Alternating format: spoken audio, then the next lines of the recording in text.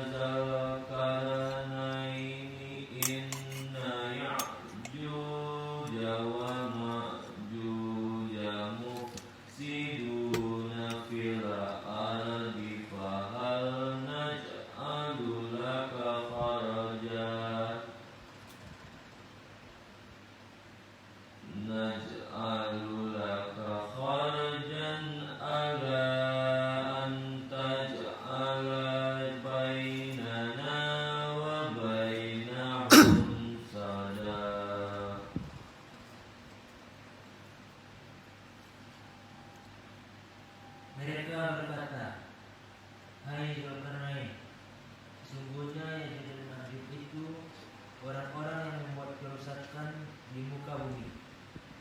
Maka dapatkah kami memberikan sesuatu pembayaran kepadamu supaya kamu membuat dinding antara kami dan mereka?" Jadi gini, Zulkarnain orang soleh ini yang dari Ruhum, dia punya keahlian besi. Ya.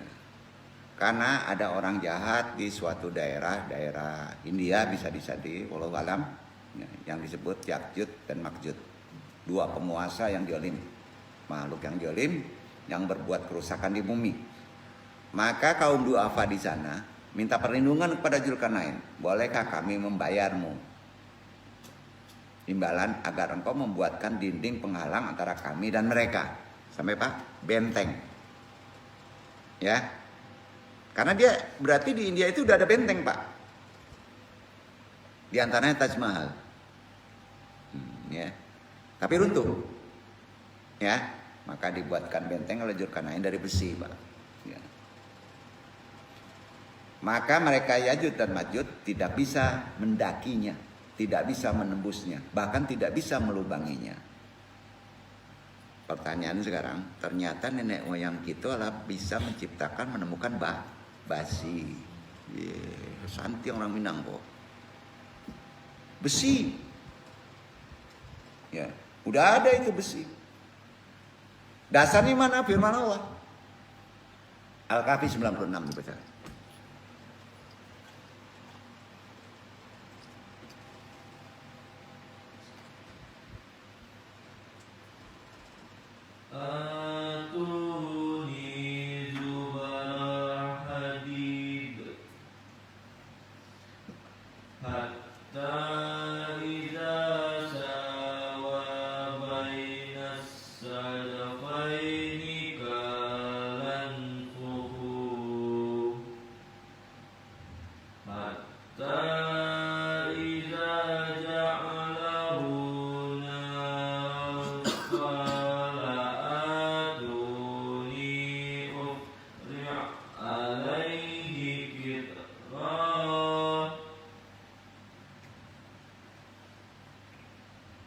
Berilah aku potongan-potongan besi, hingga apabila besi itu telah sama rata dengan kedua puncak gunung itu, berkatalah Zulkarnain, tiuplah api itu, hingga apabila besi itu sudah menjadi merah seperti api. Dia pun berkata, berilah aku tembaga yang mendidih, agar kutuangkan ke atas besi panas itu. Jadi jelas, jadi gini. Berilah aku potongan-potongan besi, hingga ketika potongan besi itu telah terpasang sama rata dengan kedua puncak gunung itu, dia Zulkarnain berkata, tiuplah api itu. Ketika besi itu sudah menjadi merah seperti api, dia pun berkata, berilah aku tembaga yang mendidih, agar kutuangkan ke atasnya besi panas itu. Jadi sudah jelas, Zulkarnain itu ke Sumatera itu cari apa Pak? Nah, jelas ya. Api itu. Pasti yang gunung-gunung berapi dia cari dia. Untuk membuat besi. Bukan nena ruko. Termasuk Jadi ahli besi Pak. Nah, awako ahli besi Pak. Mangkonya di Pariangan punah. Ndak ada bukti secara kebendaan. Kenapa? Besi itu paling mudah punah di alam dibandingkan dengan batu. Sampai Pak? Sampai di Jawa batu ya. Sampai Pak? Jadi bangunan mentereng besi itu dulu banyak di Priangan. Nah, ada banyak perunggu. Karena ketika pada Gunung Merapi pasti ada unsur besi. Tembaga cetakannya Pak. Nah, jadi ini jelas. Kebesaran Zulkarnain dengan sainnya ini telah dikenal sebagai kalangan sebelum Al-Quran diturunkan ke bumi. Belum turun itu Al-Quran. Oleh karena itu kaum Quraisy Yahudi pernah menanyakan hal itu kepada Nabi. Sebagaimana firman Allah, wa yas'alunaka anjil qarnain kul asyaitu alaikum minhu dzikra. Mereka menanyakan kepadamu tentang Zulkarnain. Dijawab oleh Nabi. Ya, Anda tidak bisa menjelaskannya. Nanti terlalu pinter orang Minang ini.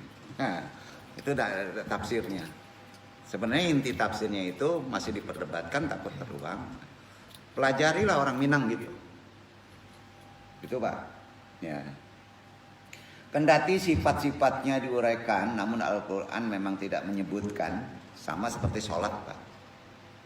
Ya. Siapa tahu lama tahun ada orang bisa mentafsirkan ya hadis tadi. Ya.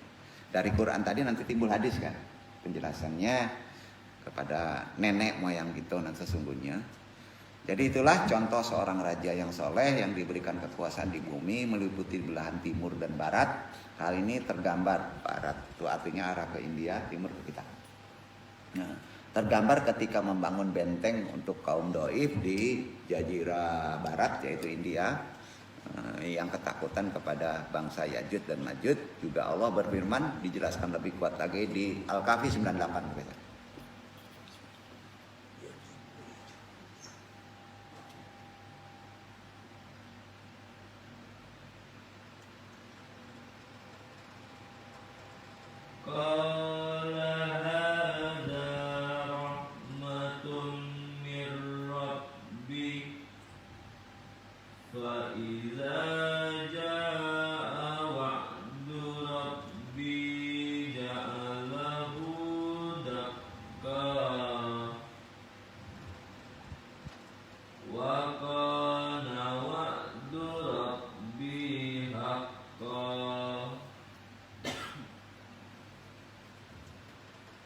Zulkarnain berkata, ini dirimu adalah rahmat dari Rabbku.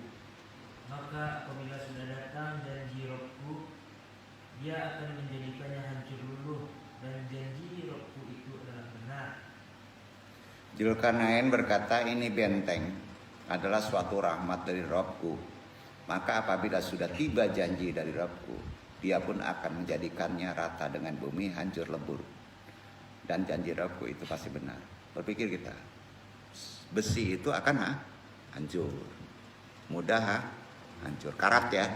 Bapak taruh Pak kayu di luar, taruh besi Pak. Nah, setahun kita lihat Pak hancur mana Pak? Besi ya. Nah. Jadi jelas dan dijelaskan pula berdasarkan asbun itu terkait dengan Quran surat Yusuf ayat 111 untuk kita 111 tolong dibaca. Jangan menafikan tambo, cerita hikayat, cerita riwayat. Jangan nafikan kalau kita ngaji sejarah. Kalau ingin tahu sumber aslinya, ya itu maksudnya. 111 Yusuf.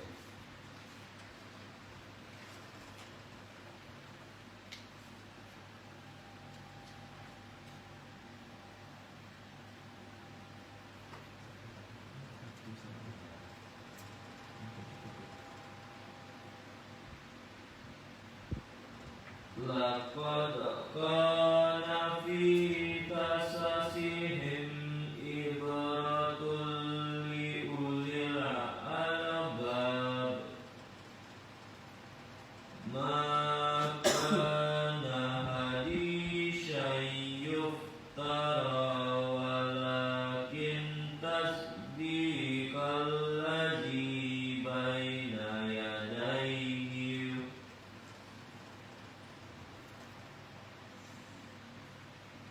بين يديه وتفسير كل شيء وهدى ورحمة لقوم يؤمنون. Sesungguhnya pada kisah-kisah mereka itu terdapat pengajaran bagi orang-orang yang mempunyai akal. Al-Quran itu bukanlah cerita yang dibuat-buat, akan tetapi membenarkan kitab-kitab yang sebelumnya dan menjelaskan segala sesuatu, dan sebagai petunjuk dan rahmat bagi kaum yang beriman. Hikayat, cerita, sejarah, tambo, gunakan akal yang bersih. Nggak bisa mengandalkan tekstual, keahlian intelektual. Sampai Pak? Udah paham ya kenapa Anda mengkaji ke tambo? Karena korelasinya ke Al-Quran. Kalau di luar dari garis kaji tambo itu, maka itu tidak benar. Harus ada terkorelasi. Kalau ngaji misalnya usul-usul Minang kan ke tambo yang jelasnya. Korelasi dasar patokannya kepada Quran. Penjelasan detailnya kepada Nabi, betul kan? Nah, itulah sejarah Sang Hyang Kerajaan Sriwijaya, ya kan? Runutnya gitu. Pertama, jadi udah yakin Sriwijaya dari kita?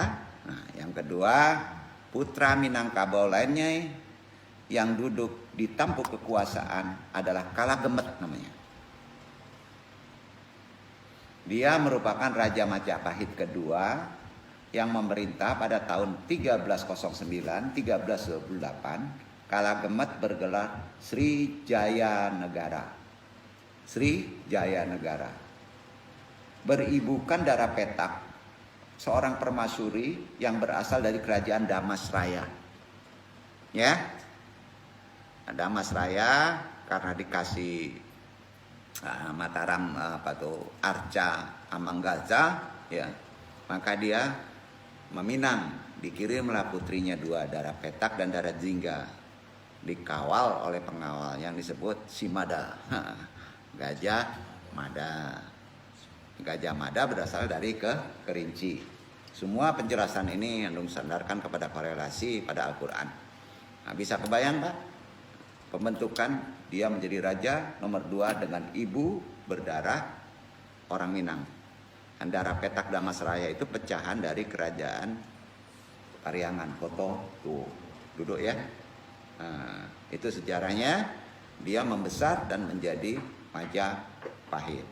Dan akhirnya ada dari adik sepupu sana ibunya yang namanya Aditya Warman kan gitu ya. Dikirim ke mana? Damasraya dulu. Di Damasraya baru dia dikirim ke Pagaruyung. Nah, disinilah sepak terjangnya yang difokuskan bukan Raja Jaya Negaranya atau Kalagemetnya. Difokuskan yang naiknya asli orang Minangnya. Gajah Mada. Batanyo Pak, ada orang Jawa Mada. Ada. Gajah identik kepada Sumatera, Kerinci, setuju? Di Jawa nggak ada gajah Pak, gajah mungkur namanya. Jangan-jangan dari sini gajah mungkur. Begitu dulu lah. Jadi memang ada 7 ya kerajaan, termasuk salah satunya Brunei. Nanti dong jelaskan. Sudah itu Siak Indragiri, nah, sudah itu Aceh Darussalam, sudah itu Bhumibol Thailand, ya, sudah itu ada lagi ciptaan kerajaan Malaysia yang disebut Negeri Sembilan. Itu semuanya dari aturan ketek Pariangan. Nah, orang Pariangan ada di Sikau gini. Nah, alhamdulillah menciptakan 7 kerajaan besar. Masya Allah. Nanti galau sih panjang pusing diandong. Bionya santiang-santiang.